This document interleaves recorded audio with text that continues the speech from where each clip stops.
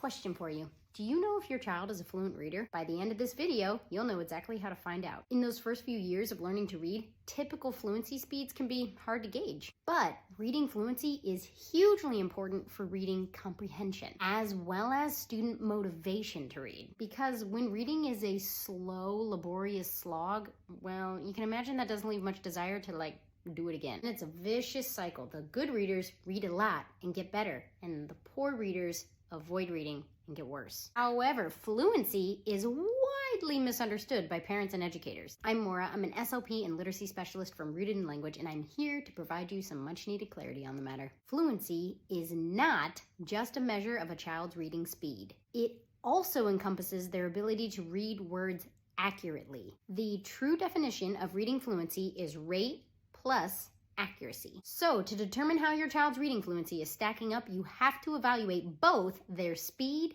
and the number of words they read correctly. This is aptly named words correct per minute, or WCPM. So let's talk numbers. The following norms were compiled by Hasbrouck and Tyndall in a 2017 study on oral reading fluency. They calculated the average WCPMs for students in grades 1 through 6. By the end of first grade, students in the average range read between 34 and 91 words correct per minute, with the 50th percentile being 60 WCPM. By the end of second grade, students in the average range read between 72 to 124 WCPM, with the 50th percentile falling at 100 WCPM. By the end of third grade, students in the average range read between 91 and 139 WCPM, with the 50th percentile falling at 112 WCPM. By the end of fourth grade, students in the average range read between 105 and 160 WCPM, and the 50th percentile fell at 133 WCPM. By the end of fifth grade, students in the average range read between 119 and 169 WCPM,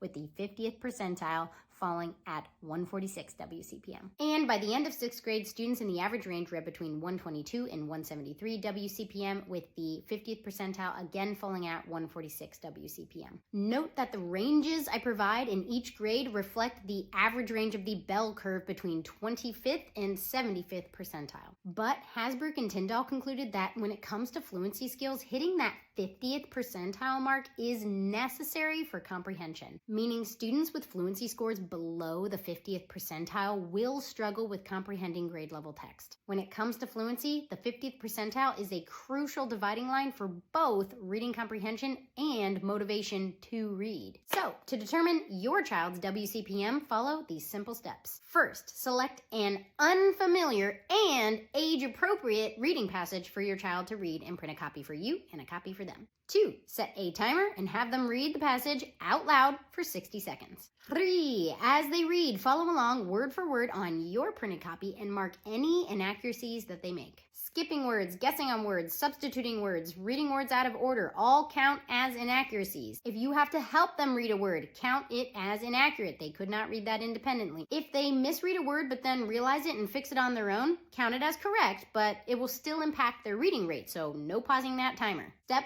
4, when the timer goes off, ask your student to stop reading. Step 5, count up the number of words they read correctly in 1 minute. This number is your WCPM. For a broader picture of their fluency skills, you can take this measure a few more times. Have them keep reading from where they left off for another minute, then stop and calculate again. After 3 to 5 more measures, take the average. Okay, so now you know exactly what to do to determine your child's reading fluency. All that's left is ready, set, go.